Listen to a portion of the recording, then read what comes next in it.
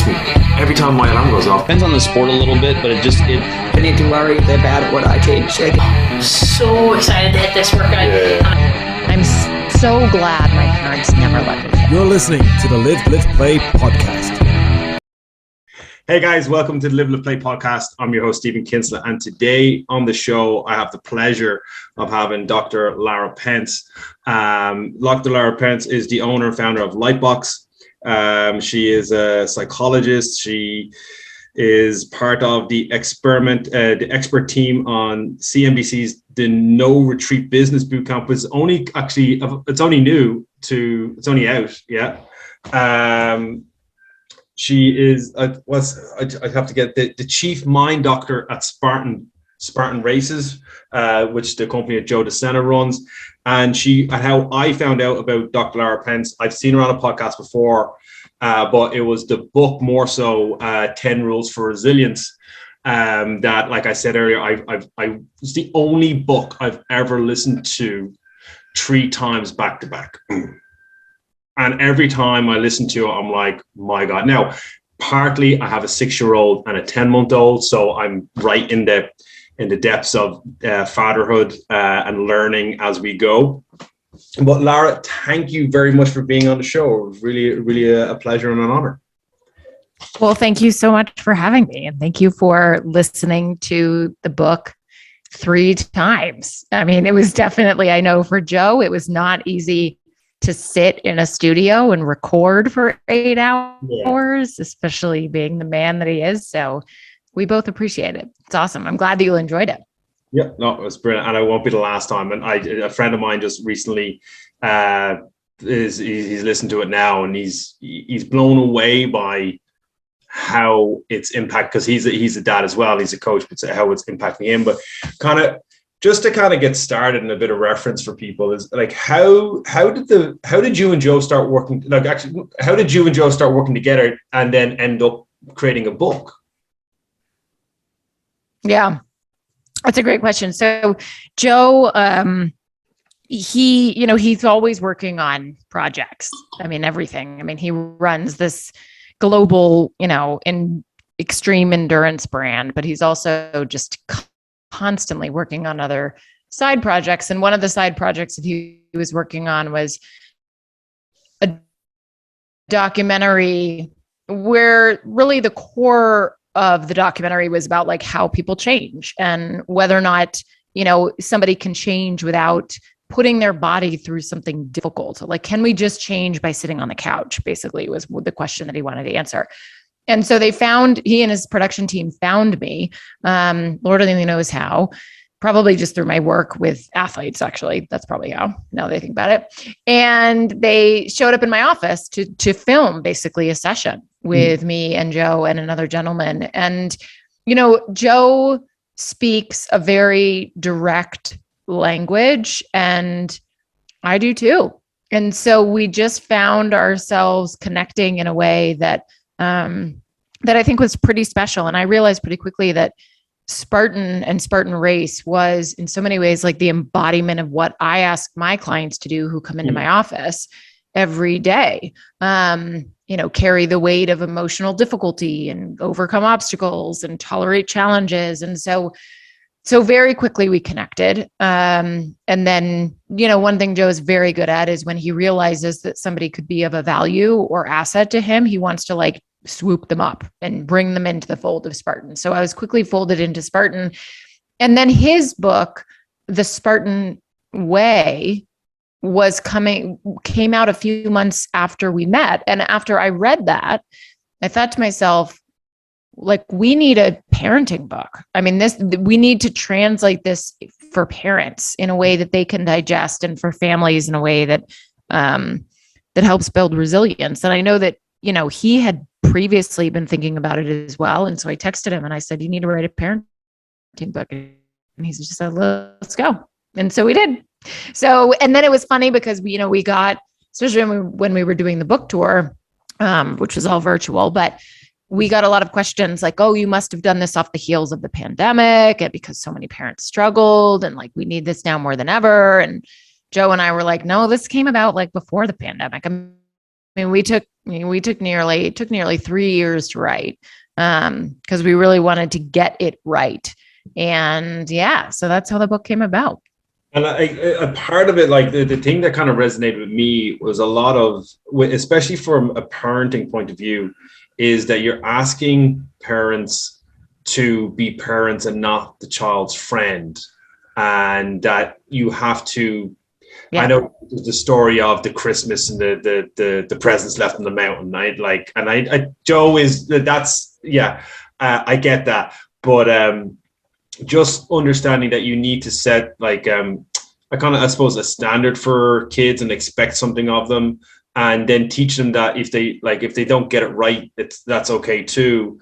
But it's a learning curve, I suppose, for kids when they're growing up, and the emotional attachment that they have. And I think it was on one of the videos I've seen of you were saying that children don't understand how to respond, so they respond with like a whinge or a cry because they're not able to process things at an early age.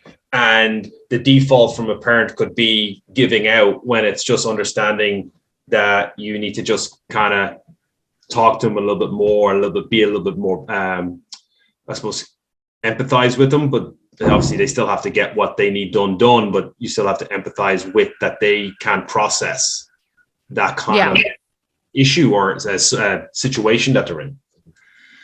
Yeah, absolutely. I mean, I think, definitely the ethos of the book for both Joe and I, we really wanted to focus on how we've gotten away from sort of this idea that parents are in a position of power.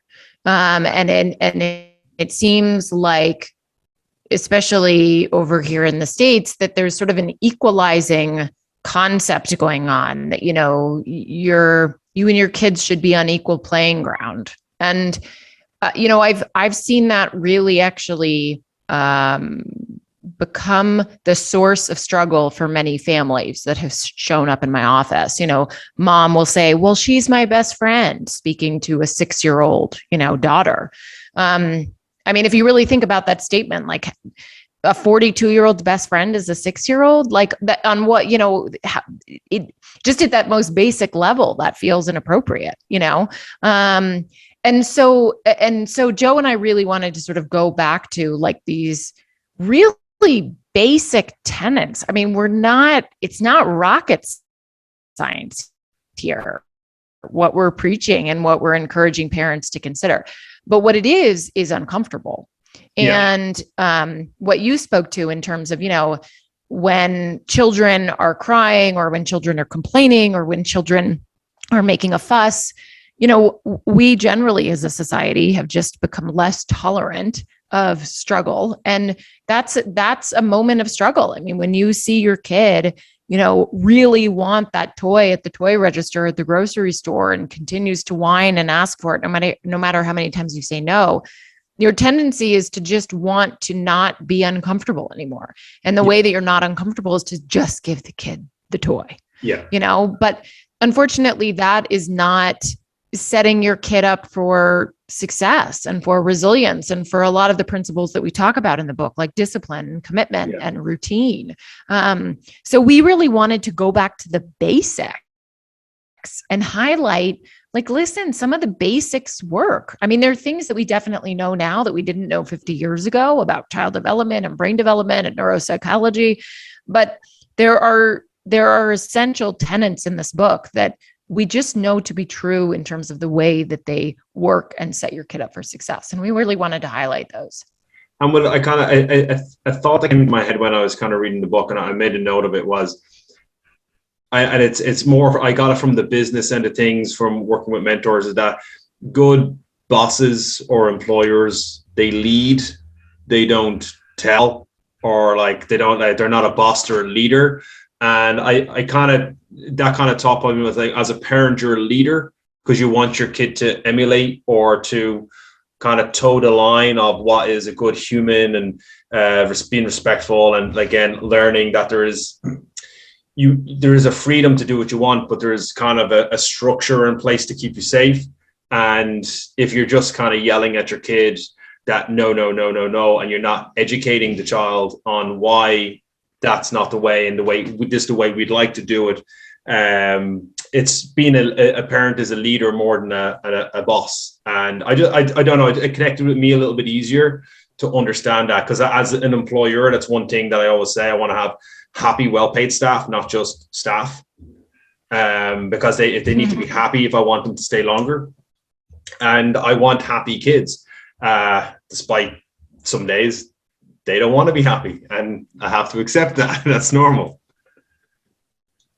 Yeah, absolutely. I mean, I think I think there's something that you're saying that's really important, which is that we want to inspire our kids. You know, when we want them to be curious about the world, and we want them to explore, and we want them to discover.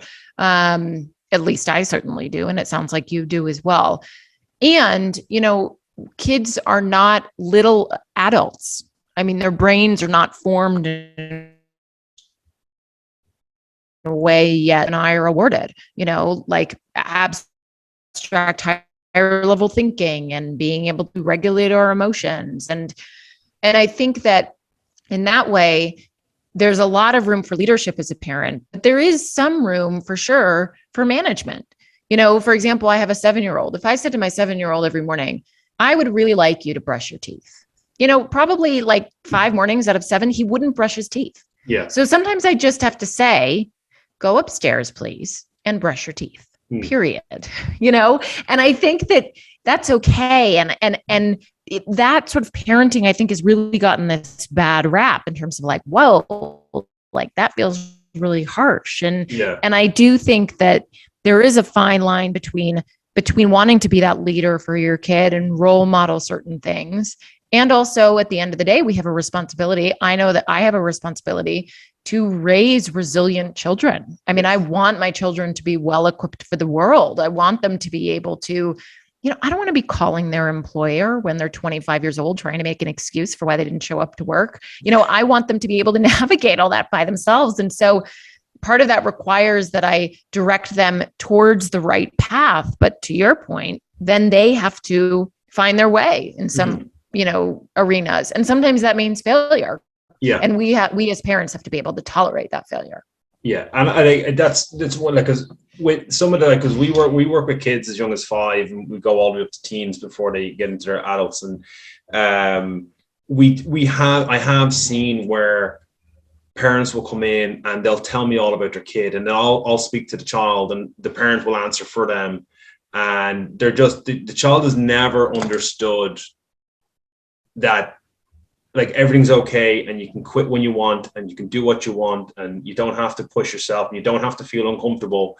And personally, from just experience from myself, and then what we've been doing with our youth programs, is they only ever really learn when they've been made to feel uncomfortable. And that's why I resonated a lot with the Spartan videos and stuff like that.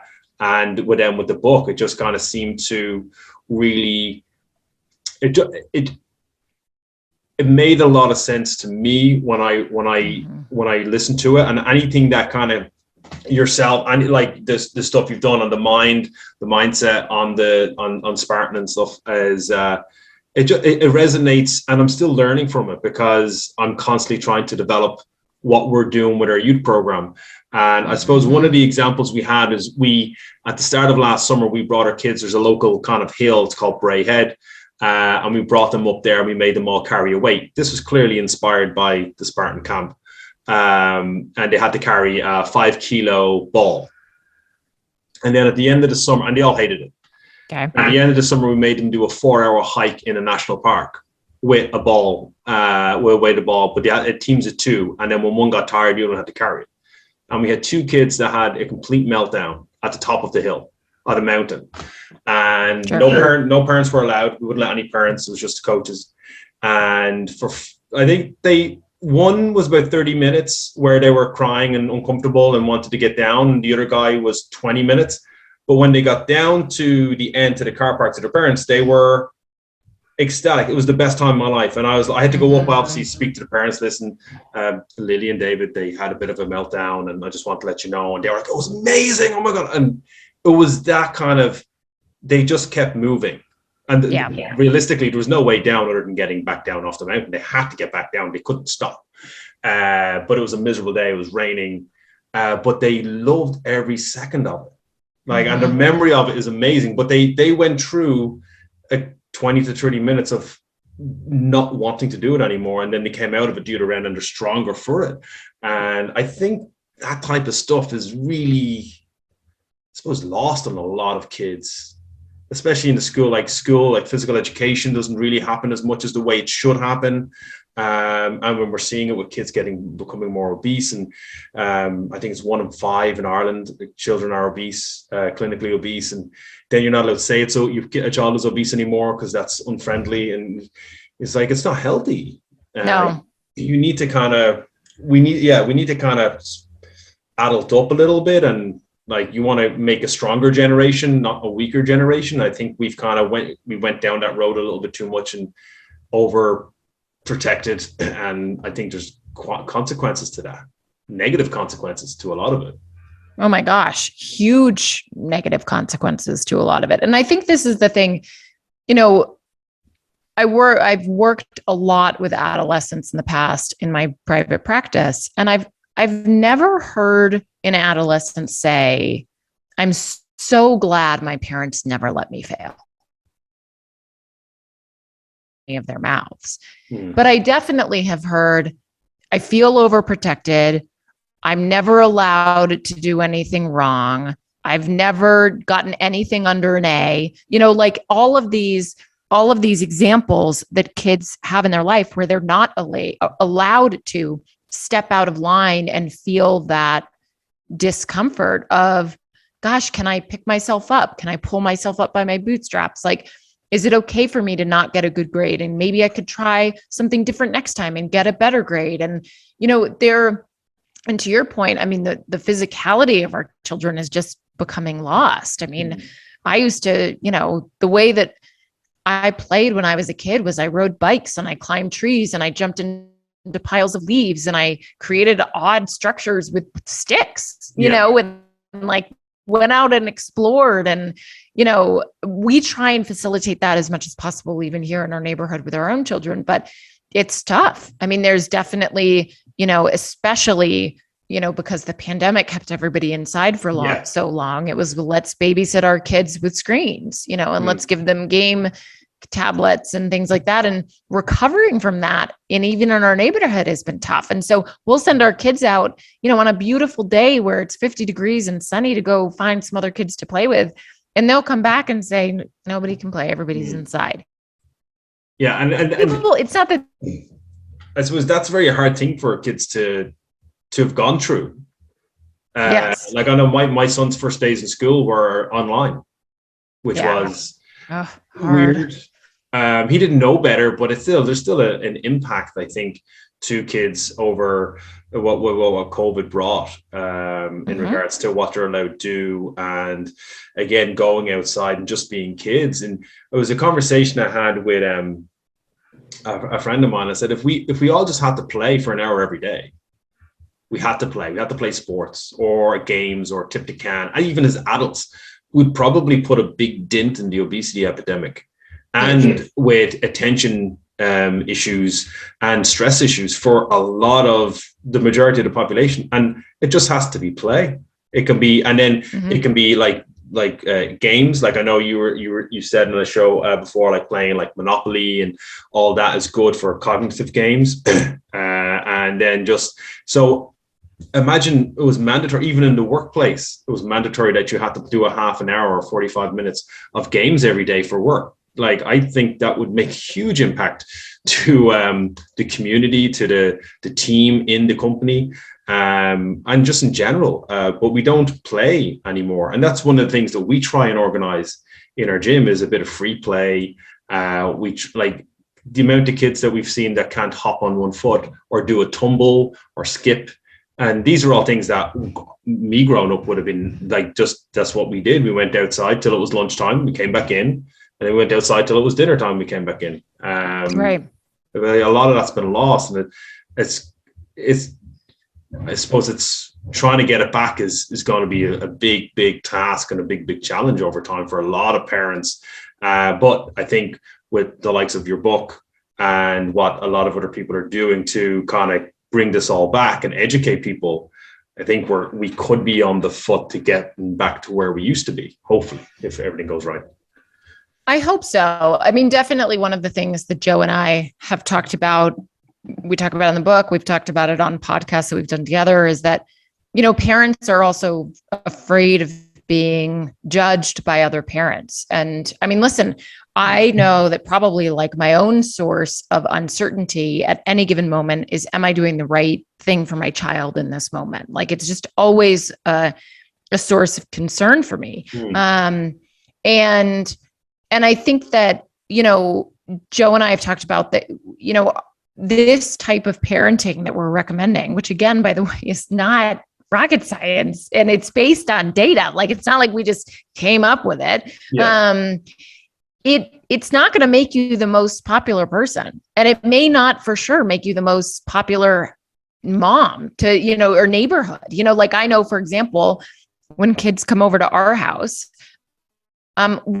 we don't allow screens. So if kids are going to come and play in our house, they can't bring their Nintendo. They can't bring their phones. And if they bring them, they have to like put them on our counter so that they're not playing with them in the room when we're not in the room. And listen, like, I mean, that's probably not the house that kids want to go to. Like, oh, Parker's house, we can't play games though, And I know that even for myself, I've said things, in public to my children that other parents might look at me and think I have three heads. For example, if we go out to a nice dinner and one of my children is acting up in a way that's disturbing the rest of the people at the restaurant, we get up and leave. Yeah. Because I'm not interested in ruining other people's dinners that they're paying for. And I could imagine that other parents might watch that and be like, oh, what's the big deal? They should just put out their iPhones or just give them, but listen, I'm working on being way less concerned with being judged by other parents and knowing that I'm not always going to be the most popular one. But what matters to me is whether or not I'm going to raise children that are going to eventually leave the nest and go out and live productive lives. And so I think for any parent out there that's listening and, feels like, well, I don't know, I feel like I can't say that, in front of another parent. Like, for example, I had my child once, I was doing a Zoom with a friend and he came up behind me and I said, do you want to say hi to Matt? Because that was the gentleman that I was doing the Zoom with. And Matt asked my child a question and my child's response was, yup. And I turned to my child and I said, yes, sir. And so my child said, yes, sir. Because to us, those manners matter. We don't say yup. We say yes, sir, or no, ma'am, or yes, ma'am. But even my friend in that moment looked at me like I was crazy. Like I was this incredibly strict mom that was like putting the law down when all I was asking for was manners.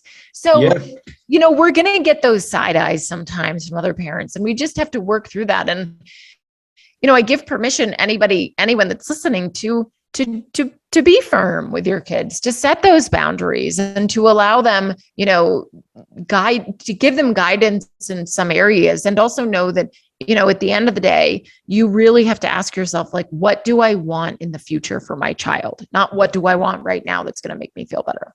I totally get that. Like, I would be very adamant about my son saying hello and goodbye and thank you and please everywhere we go. Right. And it's like, and we have friends, and my own mother would be the same, even though the same person who drilled it into me, he doesn't have to give me a hug. Oh, he doesn't have to say goodbye. I'm like, but it's manners. Yes. And you do have to, because it's manners, because someone said goodbye, see you later, I'll see you next time. And you're like, and so I'm like, no, exactly. he should have to do that because it's basic manners. And I think you shouldn't be allowed away with that, because as you say, when they're older, if they're going for a job or like anything, that people respond well when you show respect to that person. And if someone shows respect to me, I'll show respect back. And if you're just kind of like very nonchalant about it, then you're not going to get that. And that's a big hit, I think, for when kids are going past school into the real world and they get hit with a lot of adversity, which would be one of the things, like how important is adversity to kids? And there's a kind of an end to that, because I always say to our kids in class when they fail on a movement, if they can't do something yet, I said, when you start cycling a bike, did you nail it? They're Right. like, no. Exactly. Did you fall a few times? Yeah. I said, when you were a baby, when you first started to walk, did you stumble? Did you fall? I said, you fell and failed multiple times before you succeeded. So the movement is the same.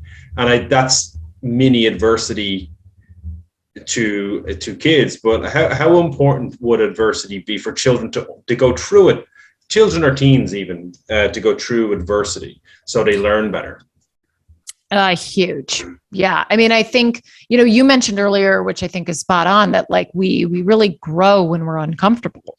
Right. And I think, listen, I mean, Joe definitely lands on like the extreme side of things. I mean, he manufactures some serious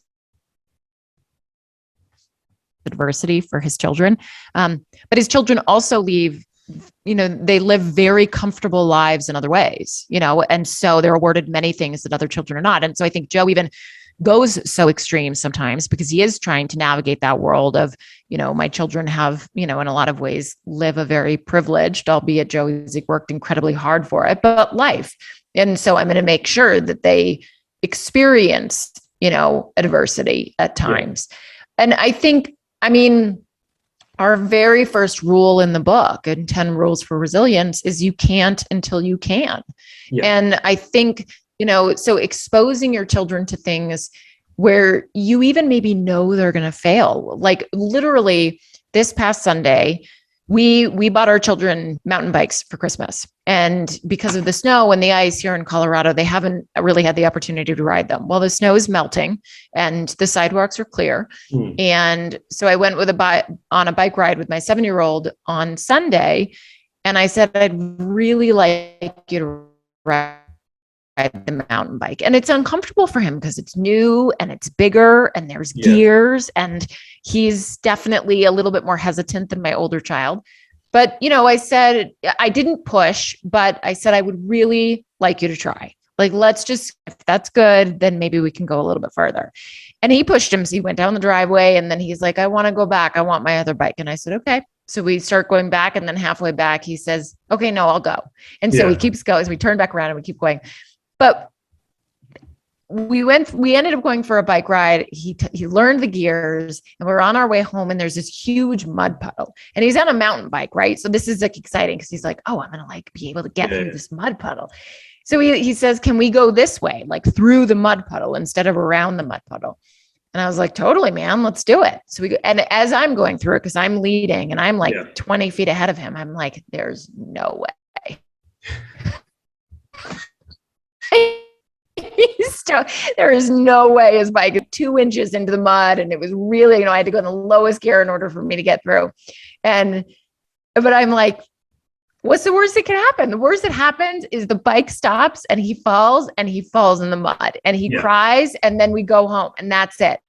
Well, the near worst happened. The bike stopped and he tipped over to the edge. His shoes got all muddy. He didn't totally fall, but he just walked his bike out of it, and he was excited and proud of himself for trying. Yes. That he was brave enough to move in there. And I think this is where, as a psychologist, like this piece is so important to me, that when we expose our kids to things that are difficult, when they meet adversity, when they encounter challenge, it gives them an opportunity to build confidence.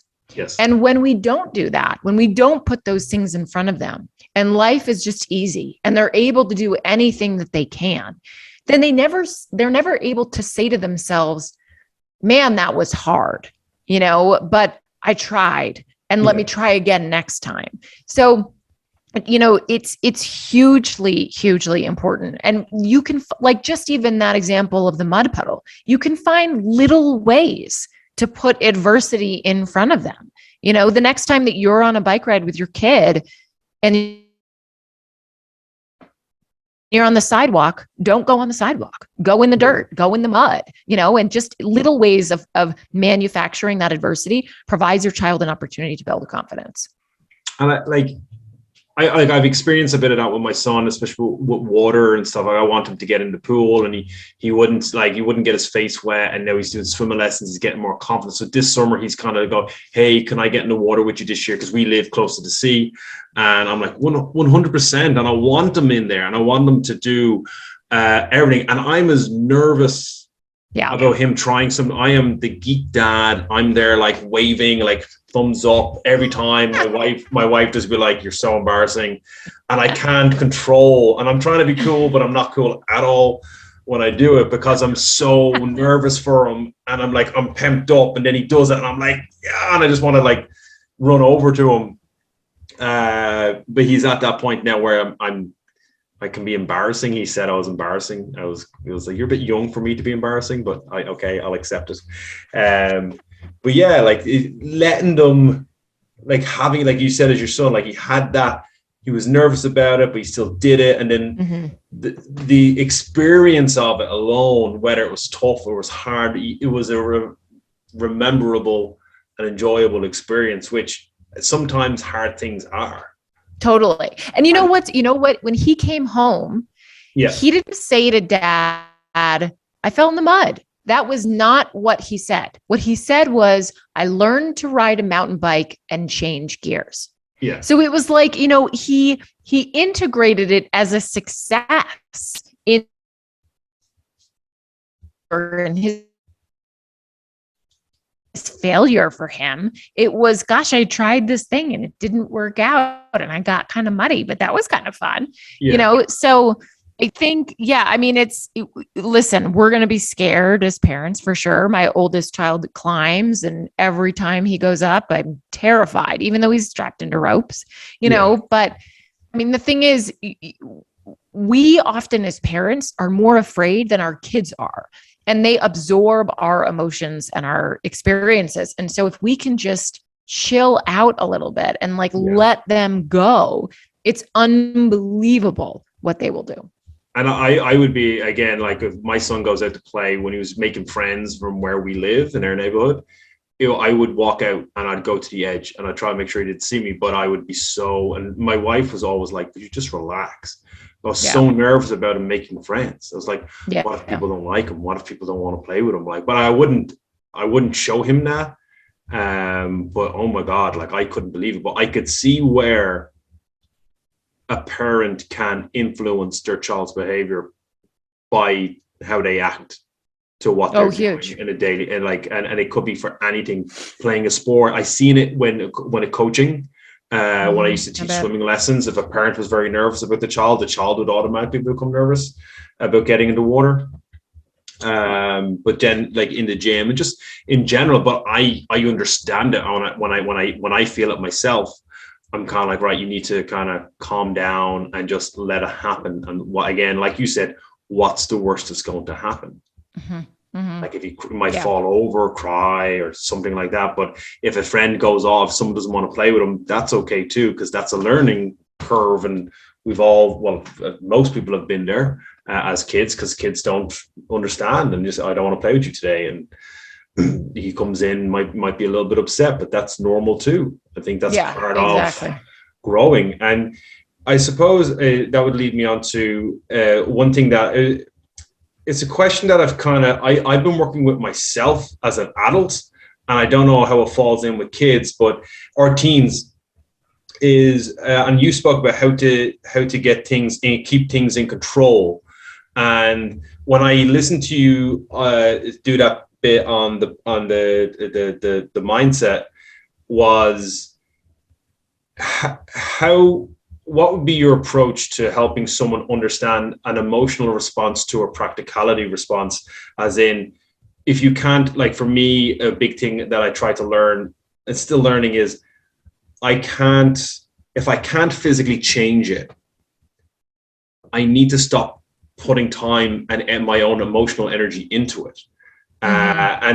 So for example, if another business moves into Bray where I live and opens up something very similar, a kids program like mine, there's nothing I can do about what they're doing. I have to double down, but there's an emotional thing. It's like, how dare they? And but for kids or teens, and I don't know if you've kind of had it in your own clinic with your youths you've worked with, or even with some athletes, I suppose, if an athlete lost their spot on team, trying to remove that emotional aspect if they can't control it, how to move, I suppose, process it and move on from it. Yeah, it's a great question. Well, I think one of the things that I think we just need to be real clear as human beings is that we are much more feeling beings than we are thinking beings. And yet we try to position ourselves much more as thinkers than as feelers. And so, listen, we're never going to eradicate or erase emotions from any experience because it is the human experience. But what we can certainly do is learn how to A, identify and recognize our emotions better, and then B, respond to them in a much more healthy way. And let me start with the first one. So identify and recognize our emotions better, often acting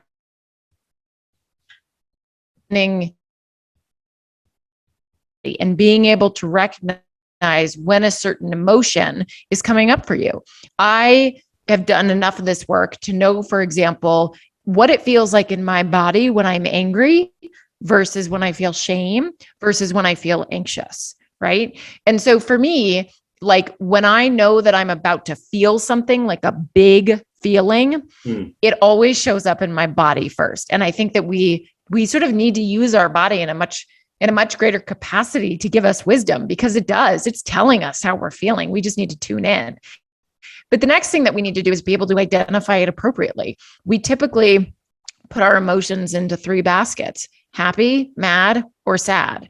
And the truth is, we feel so many other things than that. And so I would encourage anybody to just even Google like list of emotions and start to become more familiar with lots of different emotion words. Like one word that I find myself feeling, and I know that my clients feel a lot, but are often afraid to say, is disappointed.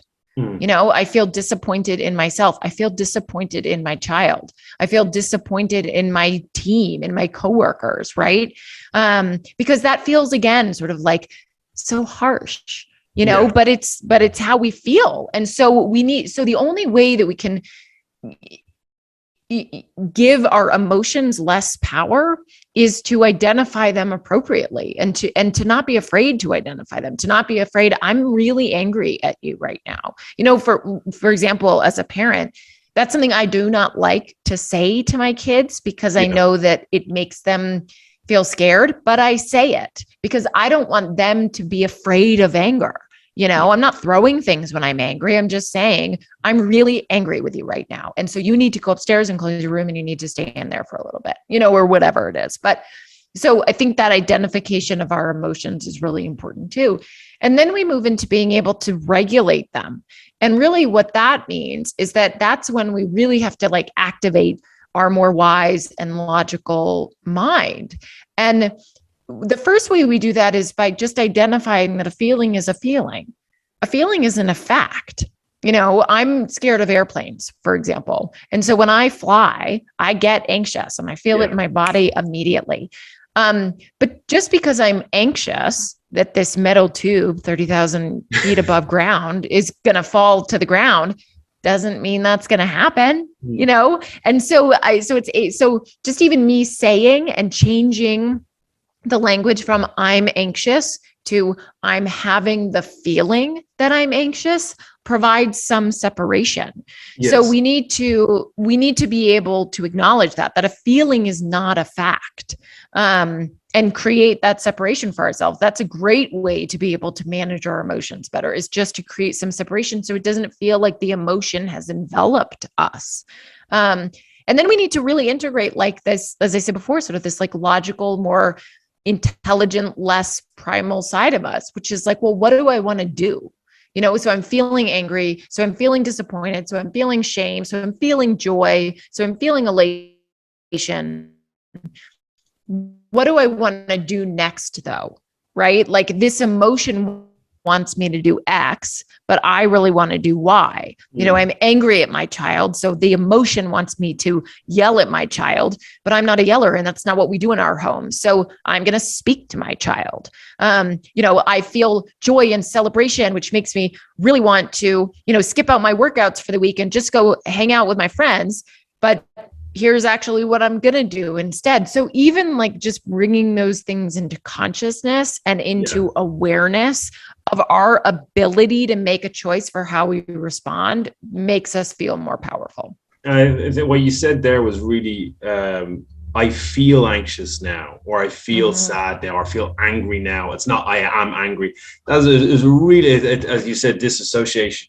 Is a really good way of looking at it. I never thought of it like that, to be honest. It's I used to, the way I'd be, if I can't change it, get over it. But I never like thinking of it like that is a lot. Yeah, I'm allowed be annoyed or allowed be angry or disappointed, and that's okay. But it's just a feeling, and accept that it's a feeling, and it's like everything, it will pass. That's right. Yeah, it's a really, it's a really good. Thank you for that one. That was a good one. I like that. Yeah, and listen, I mean, when you also, I mean, you know, one of the things Joe and I talk about in the book is, you know, we've got to embody these things as adults first in order to really be able to teach them to our children. And so, you know, as you even begin to say that out loud to your child, you know, like, I feel angry with you right now, or I feel so excited for you right now. Like using that language, then they learn to use that language too. You know, one of the things that we talk about in our house is like having big emotions, right? Like, and so we use the language, like, I'm having a big feeling right now. And usually those are the ones that like lead to the tantrums or lead to being totally dysregulated. But just being able to use that language and have that really like weave into the fold of the way that the family speaks is really helpful. No, I definitely, it's something I'm gonna kind of like, I'm gonna take notes on this when I go through the podcast again, and just kind of use some of those things, because I know sometimes if I think my son, my wife, would get it if I was able to do it that way, rather than being like, this is just me, I'm angry, no, what this how I feel. One of the things, and I don't want to take up too much of your time, and I kind of will leave it with this last question, if that's okay with you. It's kind of a two. Is I like the idea of figuring things out by asking the right questions. And I know that you did another show with, I can't remember her name, but she's from Spartan. You did it for Women's Day. And Marion. And you talked about asking, you were talking about asking the right questions, but also mantras and affirmations. And this is something that I do, and it's at the start of every day. How do I want to feel today? What do I need to do to create that feeling? What can distract and disrupt that from happening? How do I deal with that moving forward? If it happens, what's the outcome of the day? And then at the end of the day is, what was the best part of the day? What is one thing that went wrong? How can I fix it next time? How do I want to feel in the morning? And they're just questions. And I don't do them every day. I try and do them. I'm really good Monday to Friday, weekends, and that's just me being lazy. But I find that when I ask those questions and things happen, especially in the evening, I process a lot of the negative stuff that might have happened that day, and I realize all the positives, because I think I forget about that. So like asking the right questions, if and again, this is, again, kind of gearing it toward our youths, is if you were to kind of pose one or two questions to them to ask themselves, but where would you kind of lean towards? Or would you have something, or are they too young for that? No, that's a great question. I'll say two things. So the first is, I would really encourage our youth to move away from why. Why did I do that? Why did that happen? Why often, just because of the way, certainly over here, that sort of we are taught through association, immediately indicates that something is wrong. And so, just even think about when you're with your kids and you say like, well, why did you say that? That basically is saying like, you did something wrong. Yeah. And so when we internalize that why, and then we start to ask ourselves like, well, why did I do that? It implies that there's something wrong, versus a more productive question, like, what was at play that made me do that? What was going on that led me to act that way? Yeah. How come I responded with that? It feels just even less aggressive or less, there's less of an implication than when we use the word why. So I'd really want us to move away from why. I think a really great question that we should all ask ourselves. I mean, I love that you ask these questions as much as you can, if not every day. But a question that I love too, to add into that, is like, how did I contribute today? How, and not to anything, to the home, to your relationships, to your job, to your sports team, to just have it be a reminder that we matter, and that there's a reason for us. I think that's a helpful one. Oftentimes I'll ask my kid, because, how was school today? You get the same thing every single day. Fine. What'd you learn? Nothing. Yeah. Okay. So this sounds like a great investment. So I try and change it up and ask, who did you help today? And who helped you? And that was something that actually another psychologist taught me in a podcast, and I've loved it and I've like kept with it. So, but all of that again sort of points to contribution. Like, why is your presence, and how is it about what you're doing right now? How does that contribute to the world that you want to live in? And kids can do that. I mean, that's the thing is like, we think like, oh gosh, 7 must be too young for that. 5 must be too young for that. No way. Like, in fact, that's like 5 and 7 is an incredible age to get some of the best answers. Like, how did you contribute in your classroom today? Oh, I farted, or whatever it is. I mean, like there's all this stuff that kids can come up with, but I think it's just a great way for us to sort of use a different part of our brain. Yeah, no, it's definitely something that I like to bring in with her. Like when we work with our kids, I try to ask the questions. I think I might do the why question a little bit, which I will again try and not to move around, ask from a different angle. But like it's that age old thing, is that you can ask all the questions, but if you ask the right questions, you only have to do it once or twice, and then you can get to the core of what is happening with someone, or what someone's going through, or how productive they've been in their day, or they're like, again, if they've added to their day or the people around them, I think in a great way. But I'm not going to keep you anymore. I know we're approaching the hour. So guys, anyone that's kind of listening to the show, all of like links to Dr. Lara Pence is in the comments below. I'll put in a bunch of them, a different podcast that she's done and stuff from Spartan. The link to the book, if you haven't got it, get it. It is definitely I've listened to it 3 times, and the hard copy's on its way. Not that I read books much anymore. But Dr. Lara Pence, I really appreciate you being on the show. I've taken a lot of knowledge from you, and just continue doing what you do, because it's definitely impacted. If it's impacted me, and my wife was willing to listen to it, I'm winning somewhere, and that's more than enough. Thanks. Well, thank you for having me. I really appreciate it. And yeah, I mean, I'm humbled that you've listened so many times, and it's fantastic to know that it's making an impact. No, that's brilliant. I really appreciate it, and thank you very much for your time.